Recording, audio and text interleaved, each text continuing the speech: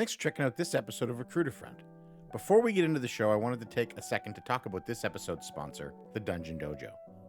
The Dungeon Dojo is an official World of Warcraft community that focuses on groups for Mythic Plus, raids, and fun events, and they have giveaways, all in a positive, inclusive, safe environment. I've been a member for about 6 months, and I can honestly say it's been an incredible journey. The community is open, warm, and welcoming, and I've never felt more at home than I do among them. If you're looking for a non-toxic place to spend your time in the game, you should join their Discord. Greetings, programs, and welcome to another exciting episode of Recruiter Friend, the show where we learn about the people behind the keyboard. I'm your host, Sean, and today we're raiding the mind of someone who not only heals in the dungeons of Azeroth, but also co-hosts the insightful TalkingWoW podcast. Joining us all the way from the land of Vikings and Hamlet is the man who knows that to heal or not to heal is never the question. Marty, thanks for joining us. Wow, that introduction, I love it. I need that as a clip. It's amazing. I will clip that for you. I want you to know that will not be the only Hamlet pun that we hear today. Right. Yeah, sorry. So Marty's here, and I'm going to jump right into it. Let's find out your Warcraft beginnings. Marty, how were you first exposed to the World of Warcraft universe? I mean, since we already jumped into Hamlets and Vikings and stuff, there was an ice bear in the street, and I was like, it's dangerous to go outside, so let's stay inside and do something instead. Might not be 100% accurate, but I've always been into gaming, at least. That is probably a fact. And back then, I mean, I think Warcraft started for me back in Warcraft 1. Mm-hmm. So I played that and the sequel and the third one and Frozen Throne and all the RTS games. I always played those. But for some weird reason, I completely missed that there should be like an MMO called World of Warcraft that came out. And it was by pure accident because I was living together with a friend back then who had got his hands on it and played it. And I saw it and I was like, hey, this looks amazing. And I tried his Warlock, and I was like, this is fun. I need this myself. I need this in my life. And I put it on my wish list because I had my birthday coming up, and my parents bought it to me. And that's how it started. Nice. I remember my aunt bought Warcraft for her son for his birthday. And when she went to the video game store here in Canada to pick it up, the guy behind the counter said, you should just buy him a bag of heroin because it'll be easier to get him off of that. Wow. So hopefully your parents had a different experience. I mean, I think there was quite a while where they sort of regret that they gave the game to me because I was playing it a lot back then. I mean, I still am, but yeah, I was playing it a lot, and I think that they didn't really fully understand, what it was and how, they didn't understand it, I think. But later on, and I guess we'll get into that later, some of the things that I started doing because of this game as well, made them, slowly see that, maybe it was a good thing. So Cool.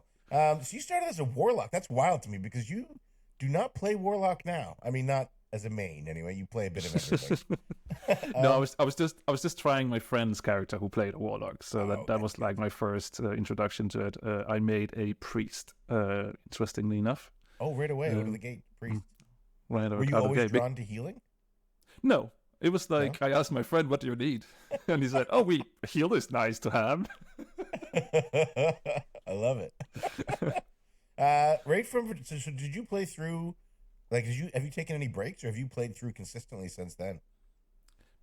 I mean, my account might have a break here and there, but it's usually not for that long. It's like a month or two if at tops, I think, when I've taken breaks because I'm just always keep getting drawn back in or...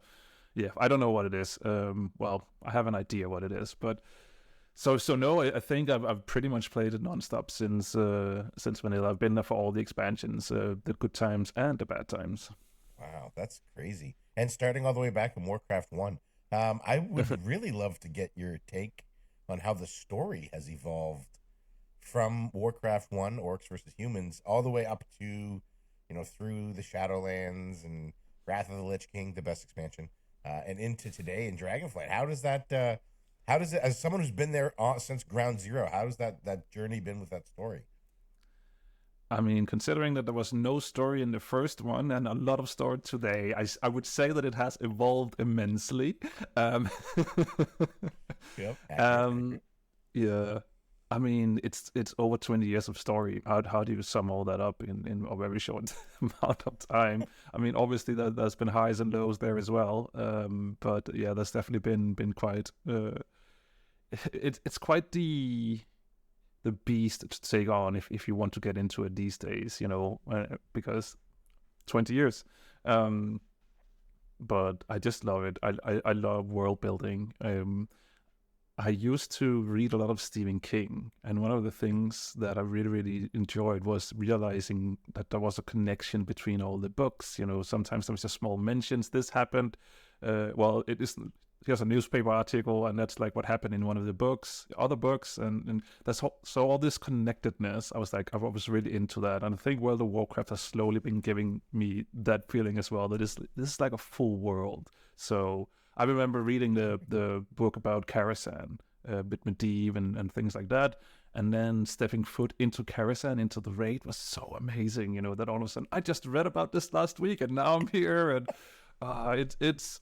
I love the story of WoW, and that is one of the main reasons that I keep playing it. I think it's that whole it's a full blown universe, and I love it. Very cool. I didn't realize Stephen King did that with his books, that he tied them together with like little tidbits here and there. That's really cool. I do like that a lot, that world building. Mm-hmm. Cool. You have spoken very fondly of this game so far in the very short time we've been speaking. What are some of your favorite memories? Over 20 plus years of Warcraft, you must have quite a few. Absolutely. I don't even know where to start because,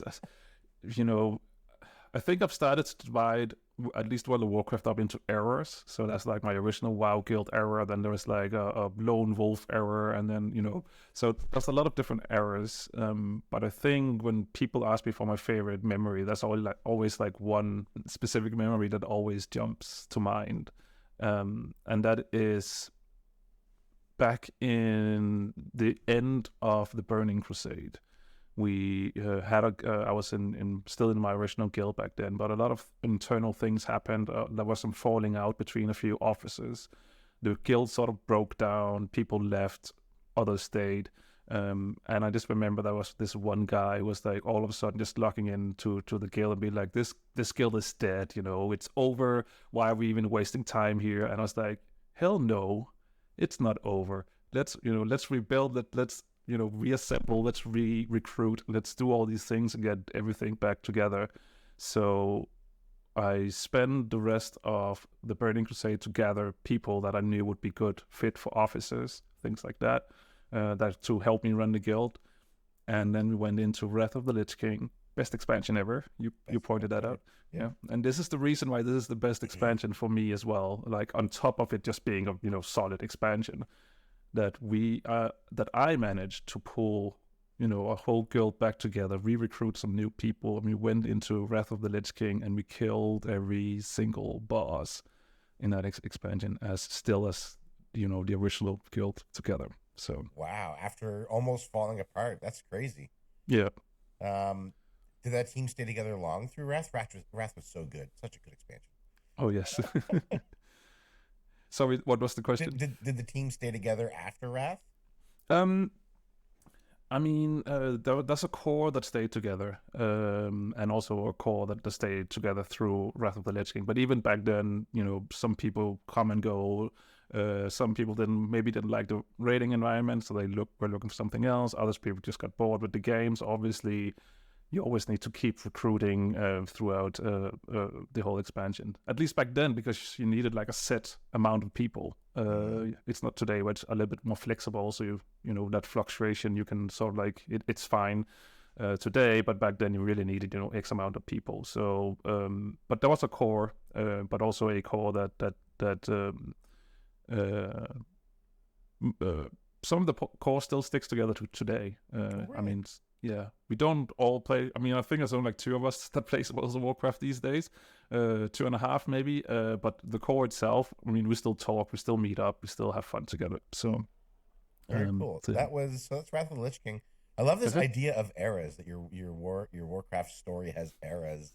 Because the game itself sort of has eras, right? Like you've got that classic era where it's like vanilla through to the end of Wrath, and then you have sort of like the WoW 2 era where it's Cataclysm through to Legion, and then the modern era. I want to hear about this Lone Wolf era, this Marty Lone Wolf in it. What was that like? Different. I tried out a lot of different things that wouldn't think that I would normally get into. So after Cataclysm hit, the guild finally then broke down for various different reasons. Not anything, big major. Just people disappeared. Other people didn't really want to play any longer. Stuff like that. So we just sort of like people scattered a little bit, and I was like, but I want to keep playing. I want to still doing this. So I didn't really have a raiding guild. And what do you do then? So I was sort of like just looking at all the different things that you could do and started doing them. And one of those things were PvP, actually. So I think that's around the time when I got into, that's when I got into PvP. I PvP'd on a druid. And I got actually into a PvP guild. And ended up actually being like one of the main picks for flag, not flag carries, but what is it called? Like the positions where you need to keep an area, because the flag defender, like the node defender in like Arathi Basin. Yes, exactly. Because just being there as a druid, shifting into bear form, just swiping everyone, so nobody can actually cap the flag, and you can stay alive for such a long time, and things like that. So I knew my role, and which I think was one of the main issues that the guild had. That other people are like just sometimes they were just running in guns blazing and just thinking about, I need to get that kill. It doesn't matter that I'm surrounded by 9 other enemies. I can do this. Oh, I couldn't. Okay. Whereas I knew my role and I played it really, really well, and it brought us a few victories that I could just be there and just perform that role really well. So that's crazy. And then I'm picturing you like Aragorn, like your hood up. You're just sort of like walking through the wilderness. I like that. Yeah. But no, I think I just started exploring everything else that the game had on offer as well. Open world stuff, collecting a little bit, things like that. So yeah. Very cool. Very cool. How long does the Lone Wolf era last? How long were you out there by yourself, wandering and just rediscovering who Marty is at his core? I think. Let me think. So Cataclysm came and went. What was after Cataclysm? That was Pandaria, right? Yeah. Mr. Pandaria was next. Yes. So a lot of friends came back for Pandaria, and especially one really good friend. And we sort of teamed up and just went into it, and we got into a raiding guild together. I think he was tanking, I was healing. So we got into a guild and more secured spots straight away, because you need a tank, you need a healer. You don't really bench those people that often. And I played myself on to be a fixed spot on the team really, really quickly, because they realized that he actually knows how to heal. So that was great. And then that's also around the same time with Disc Priest, where absolutely just bonkers and just blasting big time. And I remember that the original healer, who was also an officer, he was like so mad that I could solo heal some of the fights. He was so mad that he even went in and made his own Disc Priest and sort of figured out how it worked, but not to the same extent as because I've been playing it for such a long time. So yeah, it was so much fun. So yeah, but our time in that guild didn't last. There was a lot of issues with the officers and stuff like that. So we moved around to the next guild, figured out that didn't work either. And then my friend and I moved to we were sort of just fed up, and we're like, hey, let's just make our own guild. And I think by happenstance, we actually ended up in a guild with other people who were also unhappy with their guild and also wanted to make their own guild. So we did that, and that was the start of the next era. But which I think Because then we moved into it. It didn't really. We did a little bit of raiding in Pandaria, and then we moved into World of Draenor, where we did a little bit as well. But what happened there? Something happened that I don't fully remember now, because we didn't really establish that guild yet. I think we sort of like got split out again, but then eventually we all came back together. We're like, now we're doing it. We're building a guild, and that was towards the end of Warlords of Draenor. Because then we move into Legion, which is the start of the next guild PvE era for me. Very cool. Legion, arguably, some people would say the best expansion. Obviously, these are people who didn't play Wrath of the Lich King. But it is a very good time for the game. Very good time for raiding as well. A lot of really good raids in Legion. Oh, yes. And are you healing? Have you been healing like this whole time? Like right through from vanilla? Was there ever a period when you were like, let me try something else?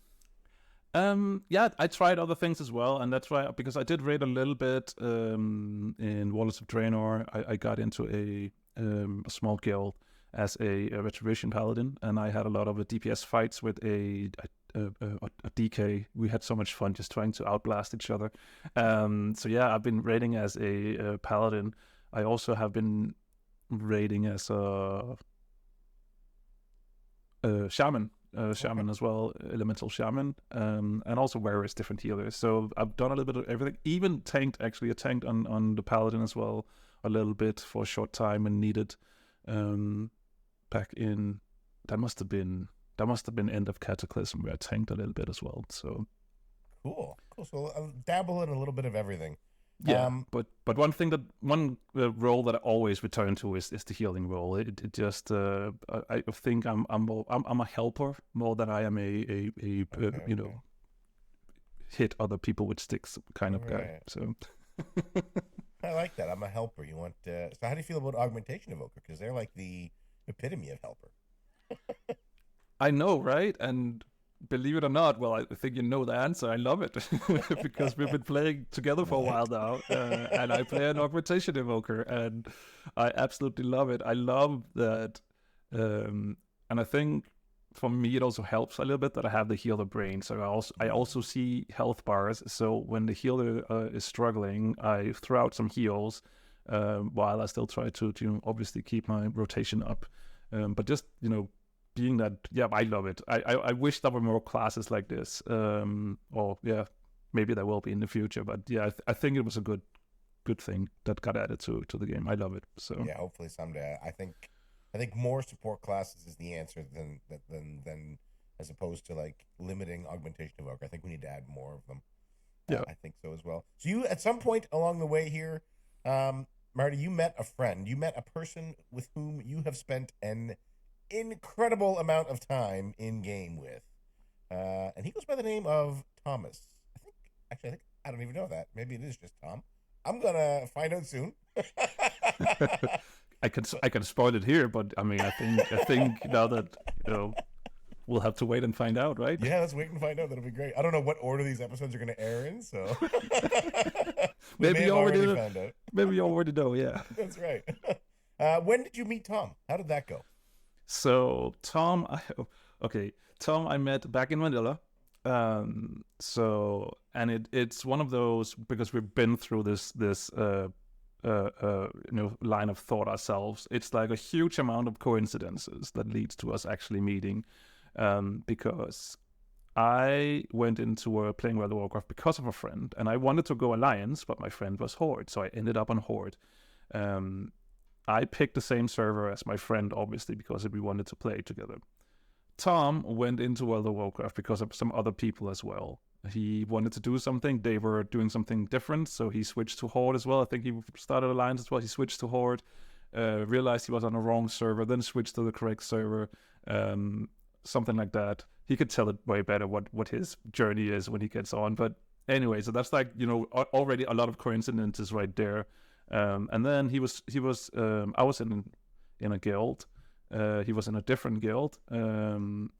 But he ran into like someone from my guild, and they started talking in Stranglethorn, because they were helping each other out, and they were like, "Hey, how about we're having so much fun together? Want to go do a dungeon?" And then I got invited as a healer, and all of a sudden we were dungeoning together, and before we knew it, we had sort of like made this two guilds, the two different guilds had made like a lot of different connections and had fun together. So we were like, hey, how about we merge the guilds and make one large guild and do fun stuff together?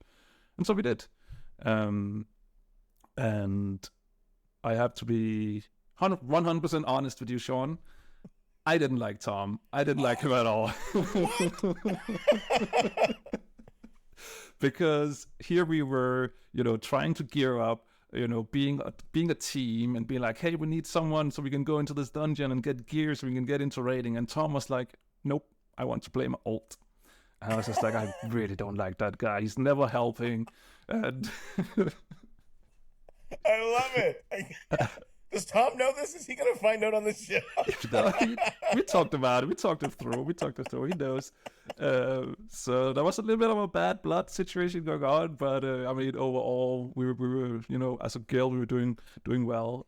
But I even think Tom left for another guild because he wanted to raid all of a sudden or something. I don't know. It's been 20 years almost, so the details are a bit hazy. But yeah, I didn't really like him too much. But I see myself as just a nice person as well. So at some point, Tom was like messaging or just telling everyone that he was going he and a friend was going to travel around Scandinavia. And I was like, oh, if you're in Scandinavia, come by and we can meet up. And so we did. And we got incredibly drunk. We made a lot of incredibly stupid jokes. We were having so much fun together. My sister was there as well. And my sister said to me during the night, hey, I think you just met your other brother or something, because the connection between you two is unreal. And I was just like, okay, if you say so. And we've just been really good friends ever since. So even though we had a rough start, meeting in real life just changed it completely. So that is awesome. I love that. That's a great story. So did you stay connected throughout your whole Warcraft journey? Like, was he playing along with you at the same time? And he was playing more on and off. So, while we were raiding, yes, obviously, but I think he's been out of the game more than I have been doing other things. But we kept staying in touch. As I said, there was this core group of people who kept keeping in touch. We started like a tradition where we celebrated New Year's Eve together. And when we were the most, I think we were like 15 people from all over Europe meeting up in Copenhagen, where I lived back then. But now it's now the group is only like a handful, 5-6 people, where half of them pretty much is like significant others to the core group. But the core group, we always stayed in touch. We even I did I traveled around Europe for one summer, just meeting up different guildies. So 1 week in. 4 days in Barcelona, then 4 days in Manchester, 4 days in Northern Ireland, stuff like that, and did that a few different few different travels like that over the time as well. So, that is so cool. and even one time we booked a villa in on Mallorca in Spain, a small holiday island, and we just booked a summer house which had a pool and stuff like that. And I think we were six people, just chilling there and having a great summer and with barbecues every day and pooling. I'm so incredibly jealous of EU players, man. And so North America is so big and we're so spread apart. Although my current guild is like 12 people that all live in Illinois, which is really weird. But that's a small thing I can add to that villa, by the way, or to when we were on Mallorca, is that we had just started we'd been doing our previous podcast, the Blue Recluse, for a while, but there was 2 other content creators in the same space that we had interviewed, that we talked to, who had just started out at that point, and we found them. We thought they were pretty cool. We invited them to our podcast and we talked to them, and you might know them. They're called Thalias and Inevitable. What? And yeah, they were at the villa. Yes, but not with us. But we wrote on our Twitter, hey, we're in Mallorca, we're taking a break from Blue Recluse and stuff like that. And then they messaged us back and we're like, hey, that's funny, you should say that. We are also on Mallorca right now. And Mallorca's a small island, so we were like, that's crazy. Really? So we invited them over, and I have picture proof and everything, and we met them right in the beginning of their career. So that is wild. All right, let's talk about Blue Recluse. Blue Recluse. Yes. How did that show become about? Very easy actually. It was sort of like I always like doing stuff like this, like with consecration, with media stuff. I went to media school, and Tom had a boring job and listened to a lot of podcasts, and were thinking, hey, can we do this? And he asked me, hey, do you want to do something like this? And I was like, oh, hell yeah. I absolutely want to do something like this. Even though that at that point I was sort of like in a low point of my life. I was not feeling that well either. I had a lot of things around, my head and stuff like that. But I was like, let's do it. It can be fun. It could, and so we did. We started just recording episodes for ourselves. The fabled 6 episodes that we call the beta episodes that nobody has ever listened to besides us, and nobody will, because holy moly, that is not good internet content. Do you still have them? I just still have everything. Yes. Can we make it a stretch goal? How many retweets do I need to get the Blue Recluse beta episodes released? I'm gonna ask Tom the same question. Yeah, you'll have to ask Tom about that. I don't know.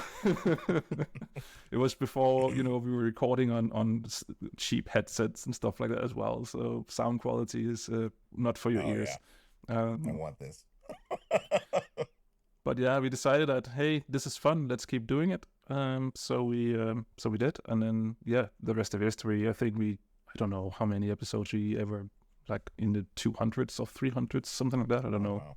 I don't remember any longer. Maybe it's not even that much. I could look it up if I really, really wanted to. Why did you stop the show? Oh, I think because the Blue Recluse was about everything Blizzard. And so I think we got a little bit, it was a combination of a few different things. We got burned out a little bit by having to cover everything. But also I think the main kicker was just because it was right around the time where all the bad stuff started happening in Blizzard. And we also didn't feel good about it. And it was really difficult for us to be like, let's do another show and know that all this was going on inside Blizzard. And I think we all sort of felt that the Blizzard that we loved and had put on the pedestal wasn't there any longer. It wasn't the same company any longer. And I think that realization were the thing that made us, all right, let's do something else. Cool. And then you walked away from it. How long was the gap between the end of Blue Recluse and the start of the current era, and arguably my favorite podcast, TalkingWoW? You're asking me so many great questions, but you have to remember, Sean, that there is also an era called pre-Corona era where I don't remember anything, and then post-Corona, which also maybe I don't remember everything from there as well. Are you looking up right now when you start talking about? I bet Tom has his answer written in front of him on a notepad when I ask. Most likely. Let's see. Last video we uploaded was episode number 222. So we got into the 200s, and it was 4 years ago. Oh, wow. So that must be in 2020. Actually, right before Corona. So see, I don't remember anything from before Corona. That's crazy. Yep. Yes, you guys jumped TalkingWoW. What made you get the bug again? What said, hey, was it you or him who reached out and said, let's get back into this? All right. So I started doing some D&D stuff. I started D&D Twitch streamed show. So I was really busy with that. And that was sort of like my focus. And then Tom got the bug. He got into Dragonflight and he loved it. And was just like, hey, I really, really want to do this again. So he messaged me and said, hey, if I would be interested. And I was like, really busy with this D&D thing, but if you sort of like have the reins on it, then sure, let's go. Obviously I'll help as much as I can to the extent that I can. But yeah, he was the main person in the beginning, pushing this. So yeah, I think that's it. Cool. What's the breakdown of like responsibilities? Does he do everything and you just are the on-screen talent? Is there like a separation of who edits and who does the social media, who does the thumbnails? I would love to just be on-screen talent, but I don't think I'm talented enough for that. So okay. I disagree, but okay. It has changed a lot over the last many months, or the 8 months that we've been doing this. I think it's 8 months, 9 maybe, but it's changed a lot. I think in the beginning it was mainly Tom doing most of the stuff, but we have I've gotten more into it. Got a better job as well, where I actually only work 4 days a week, so I have that one day just fully for stuff like that. So I got the time as well. So these days I do recording, editing, and that side of things. Where Tom is more like the social media outreach guy who makes the thumbnails and is a lot of on Twitter and making silly jokes with everyone and talking to people, and because he's really good at it, and I'm not that good at it. Sometimes I have like a funny idea that I post on Twitter, but it's mainly him. So, what software do you use for the recording and the editing?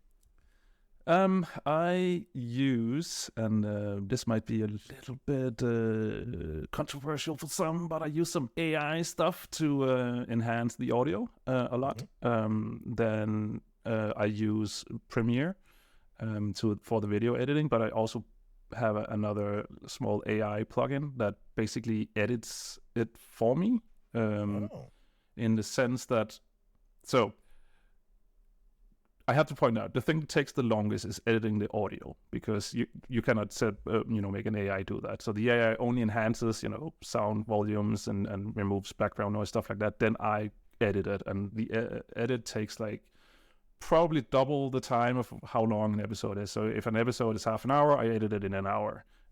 Just removing stuff that doesn't need to be there, if we made a mistake or stuff like that. So that's like the main chunk. Then what I do afterwards, and this is also one of the things that we're improving on right now, is that I have all the audio split on separate tracks. So then I have some recordings from in-game. So I have like Tom's character, I have my character, and then I have like a total shot of both our characters. So I go into Premiere, and with this AI add-on that I have, I say, all right, so this video track is Tom, this video track is me, and this is the total. So edit this, and then it edits it for me.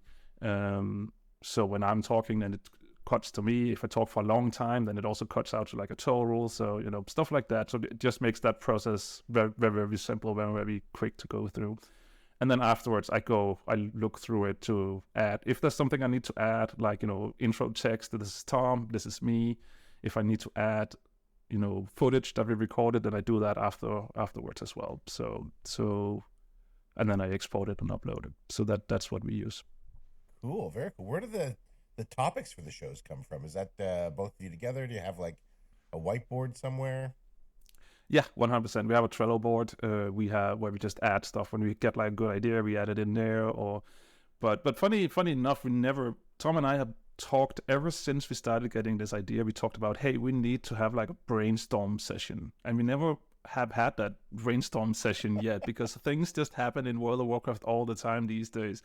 So it's sort of like, it just sort of makes, the show runs itself currently.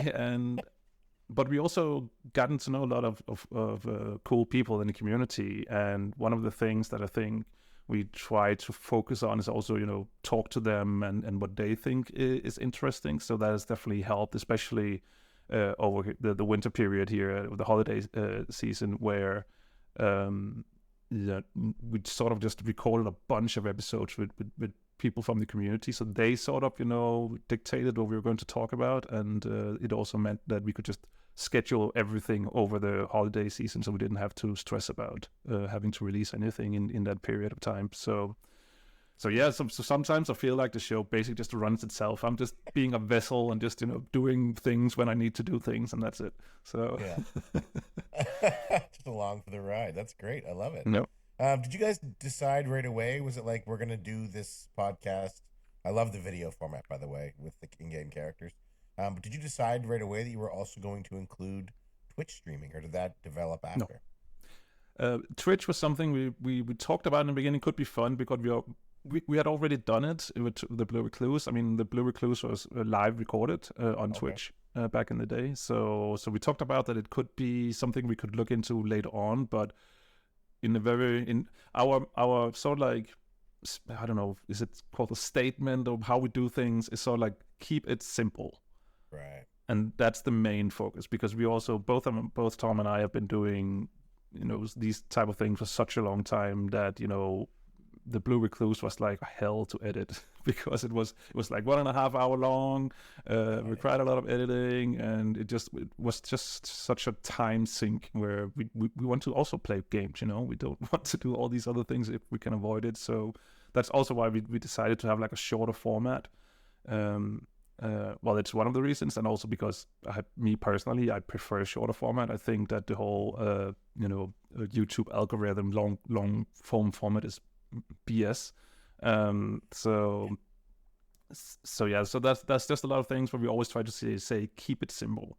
But we did decide to then let's just jump in and see if we can do some fun things on Twitch, and we decided to do like a test stream. So we didn't tell anyone we were going live.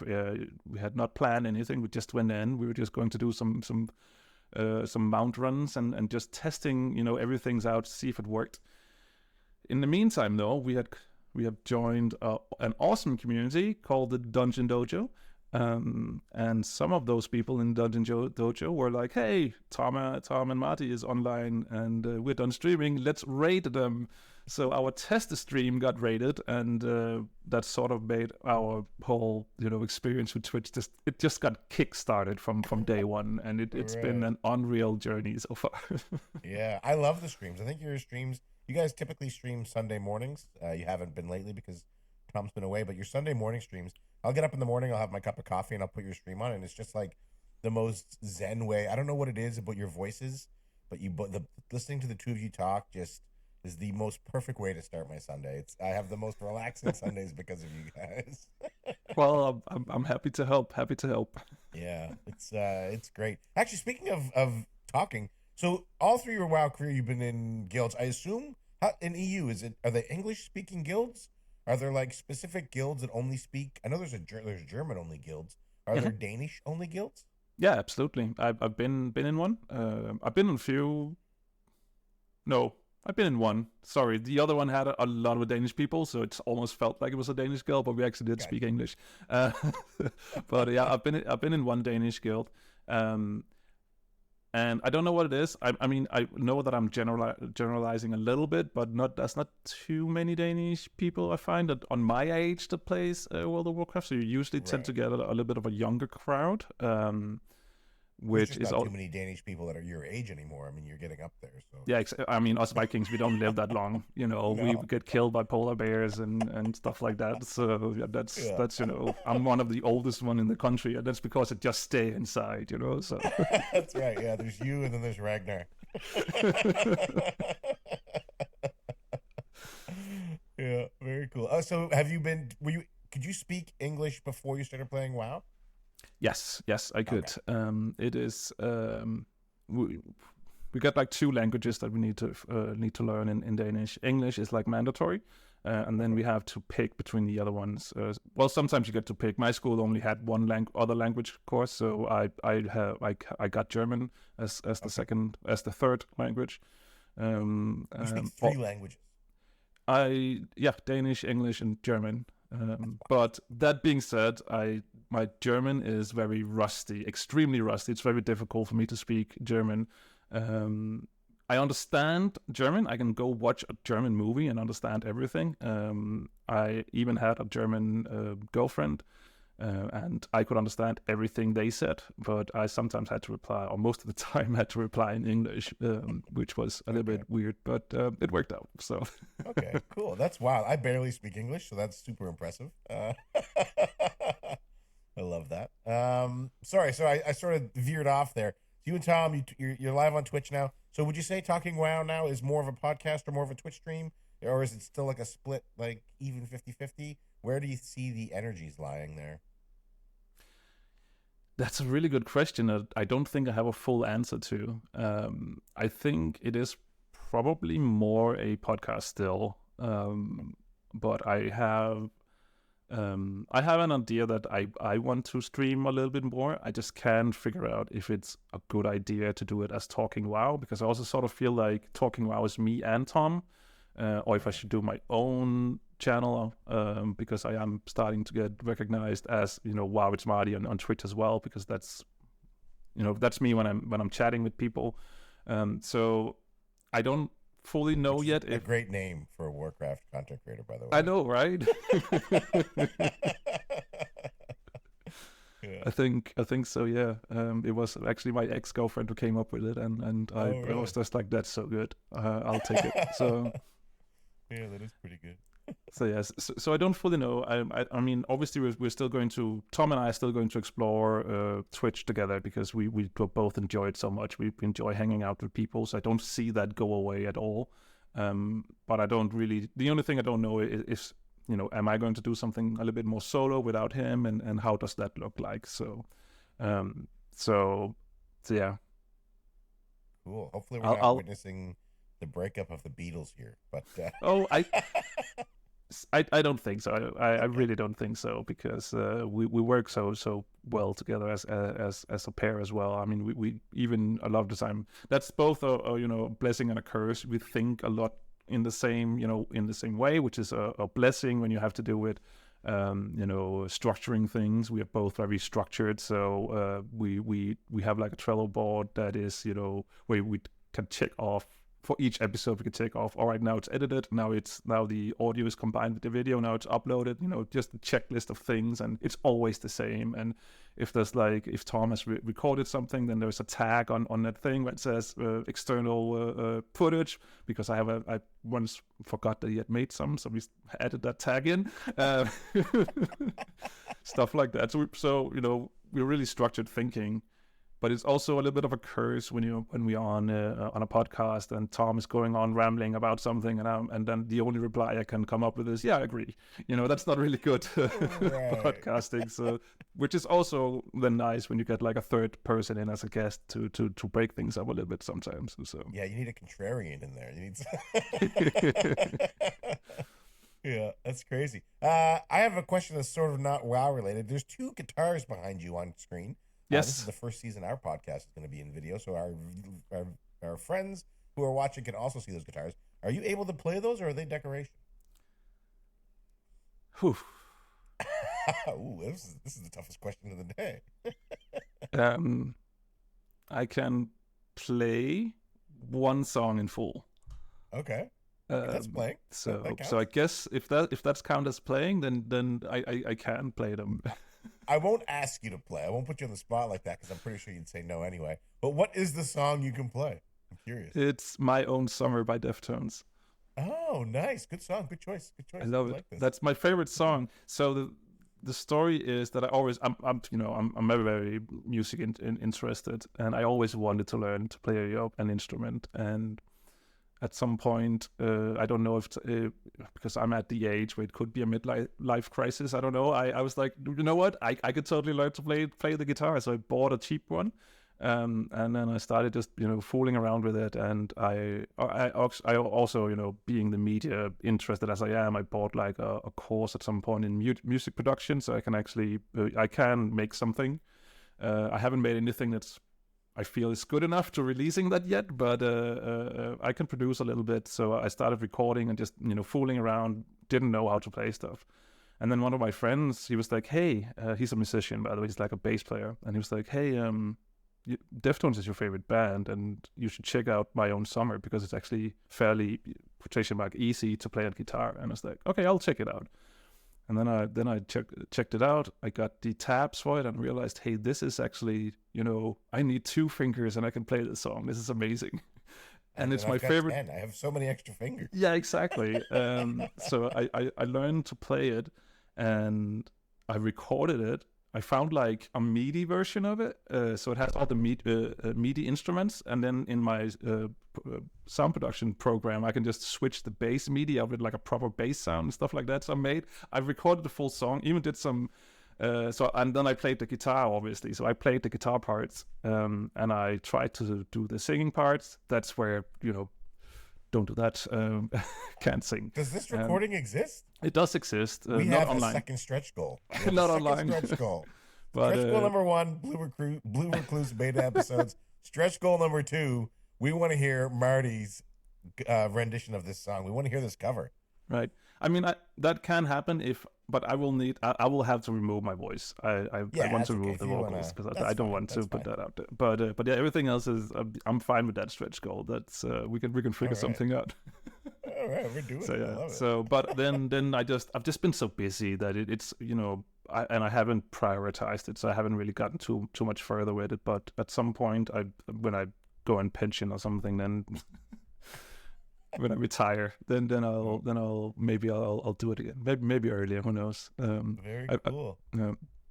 I love it. All right, Marty, you've been playing Warcraft. You've been in this universe for over 20 years. You have a friend that you made so many years ago. You've conquered podcasting and Twitch. What does the future hold for you? For me, good question. I don't know. I hope that people still want to listen to us in the future, because I'm having a blast right now just making all this content. Even the people on YouTube who are very rude is probably a nice word to use. I find the comments funny, and it just shows that the world might need a little bit more of niceness out there, and that's what we try to provide. So that's where I'm hoping. I want to do a little bit more streaming, so I hope that that will be part of it. We have a very irregular streaming schedule right now, and I would like it if, at least in 2024 for it to be a little bit more regular and structured, because my mind likes structure. If you haven't figured that out by now, so yeah, me too. Excellent stuff. Hey, sorry to interrupt, but I have to tell you about this season's sponsor. Everember Creative is a studio dedicated to making life easier for content creators. They've helped me shape Recruit a Friend through brand design, video editing, and social media management. But they do so much more than that. Anything you need, they can do it. If you're looking for a team to help you achieve your goals, however big or small, call them. In the 6 months that I've been working with them, I couldn't have asked for better people to share this journey with. We end every episode with a questionnaire that was stolen almost directly from inside the actor's studio with James Lipton. And if you are ready, I would like to ask you the Recruit a Friend questionnaire now. Oh no, I feel so unprepared, Sean. Let's go. For these questions that are totally off the top of your head and you've had no time to prepare for. Exactly. Question number 1. What is your favorite word? This one took me I got the list of questions. I'll spoil that, but this one took the longest for me to figure out, because I don't know, words mean nothing to me, man. No,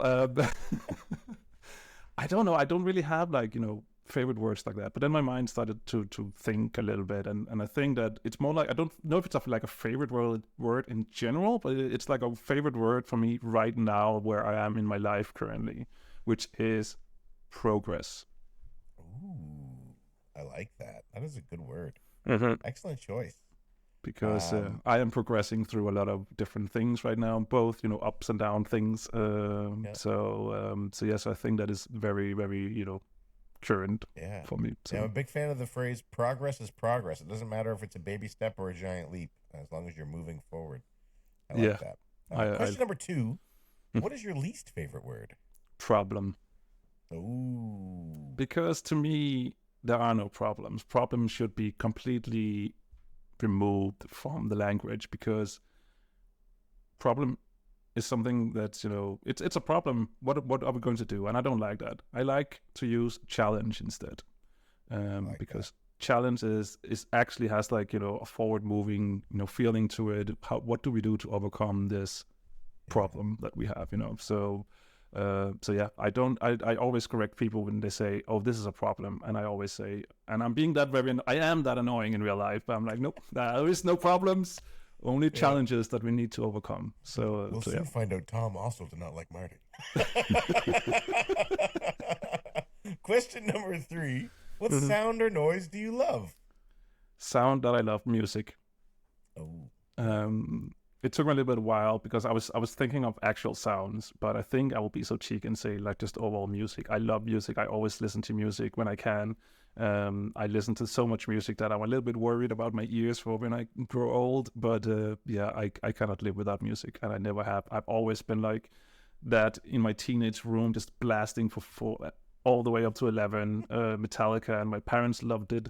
That's why I got a room back in the back of the house all by myself because it's always been a part of my life. That's okay. So, You're in Denmark. If your hearing goes, I'm sure the government will take care of you. It's I mean, it scares to be.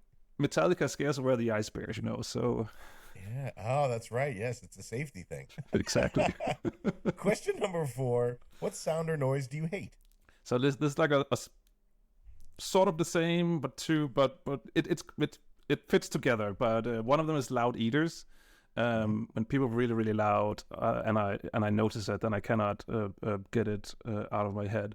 But also people who use the fork and when they eat and they slide it along the teeth, you can hear that sound. Oh yeah, I don't like I really really I can't stand it, and when I notice it, I cannot unnotice it, and I have to. And then I become that person as well. Hey, you're doing this. Please don't do it. I'm having a challenging moment right now. Exactly. I really, really don't like it. Cool. Question number 5: what is your favorite dungeon? Oh, it's an oldie but goodie. Good old Dead Mines, OG Dead Mines. I've run that place so many times. It's so freaking good. That is the right answer. So thank you. It has to become a Mythic Plus one day. It simply has. Yeah. Has to. Yeah, I love Dead Mines. Oh, so good. So many memories. Question number 6: what is your least favorite dungeon? I'm a Blizzard shill. I love them all. Oh, boy, oh, boy, oh, boy, oh, boy, oh, boy. I think it comes back to progress and challenges as well, because if there's something I don't like, I try not to dwell on it too much because I think it's a waste of energy to do so. So I'd rather much just move on and focus on something, that makes me happier. So I try not to waste too many energies on negative things. That being said, I can, complain out loud while it's happening. I really don't like this mechanic or stuff like that. But afterwards, I'm just, let's move on. It's fine. We did it. So I have a really, when I say or ask myself the question, what is your least favorite dungeon, nothing really comes to mind. So I'd like to think it's because I've progressed and moved on. Okay. All right. We'll take that, I guess. It's a bit of a cop-up. We'll allow it. I know, right? Question number 7. What is your favorite curse word? So originally I went with for helvede, which I think I taught you, or was it someone else? I taught someone on stream at least, which is a Danish curse word that is just for hell, basically is what it means. Okay. But then I also realized that there's another word that I'm trying to actually use more, because I really, really like it, and it's malaka, or malaka, I think, which is roughly it can both be used in a positive and a negative way, but it's I think it's roughly translated to wanker. Okay. And it's Greek, and I picked it up from playing Assassin's Creed, one of the Assassin's Creed games. So cool. Probably Odyssey. I think Odyssey's the one. That's yeah. But it just sounds malaka. It sounds good to say. Yeah, I like that. Yeah. Oh man, other languages are way better than English. Question number 8: what is your favorite raid? So,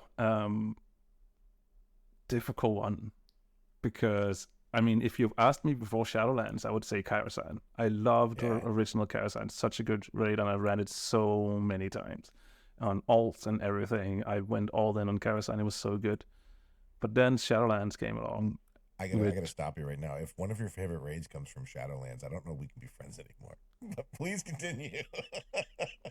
Castle Nathria. Oh my god. Okay, all right. That's a good raid. It is an aesthetically pleasing raid. All right. Okay. Well, I think friendship ended right there then. So you like Castle Nathria as your favorite raid? I think Why so. Castle Nathria? I have. How does that top Karazhan? Karazhan is so good. I mean, it is, but Castle I don't know. Maybe it's just because I had such a good time in there as well. Maybe I'm tinted by that as well. But I just really liked it. I thought there was a lot of cool fights. I was also not a healer in it. Maybe that's it. I wasn't a healer. No, I don't know. It was just I just had a really good time in there. So okay, all right, I'll allow it. Question number 9: what is your least favorite raid? Blackwing Lair. Oh, really? Yeah, I hated that place. Oh, how come? I think it was also just at the time as well where I didn't have too much playtime, and I got back into the guild at Blackwing Lair, and I could just see my dwindling gold supplies because gold was not easy to come by back then, and it was just not fun to me. And I mean, long attunement quest. Yeah, and there's a reason that is it the second boss that's called the Guild Killer, and I think there's a reason for that. Yeah. You know, so I don't know. It's just I don't like it. Yeah, no, good answer. We'll take that. We like it. Yeah. Last question, number 10. Marty, if Azeroth was real, where would you call home? So this actually surprised myself because the first place that jumped into my mind was Winterspring. But I think it's all the snow that we had recently in Denmark, which we haven't had in years. So all of a sudden having like proper snow on the ground and walk. I actually went out for a walk today, and just that sound of snow when you walk, that's just something calming to it. So and I always liked the snowy zones in World of Warcraft. So I think I am sort of a snow person or something. I don't know. Makes sense. That tracks. That tracks. Yeah. Yeah, good answer. I like it. This has been a lot of fun. Marty, thank you so much for being here. Well, it was a pleasure being here. Yeah. And that, dear friends, wraps up another episode of the Recruiter Friend podcast. Marty, where can our friends find you? Oh, you can find us all over the internet, usually at TalkingWoW. So that would be Twitter, that would be YouTube, that would be Twitch at TalkingWoW. And if you want to come and hang out and play with us, then we usually hang out in the Dungeon Dojo Discord as well. So those are the main places. I can also be found on Twitch as WoW It's Marty, but I don't really stream currently. But if you see me in chat, don't be afraid to say hello. I don't bite. Not often, at least. So excellent. And you can find us on Twitter at RAF_podcast. You can subscribe to this show wherever you listen to podcasts. And if you're inclined, you can drop us a review. They do help the show get discovered. We've got more exciting guests lined up this season, so stay tuned. And remember, in a world where you can be anything, be kind. We'll see you next week.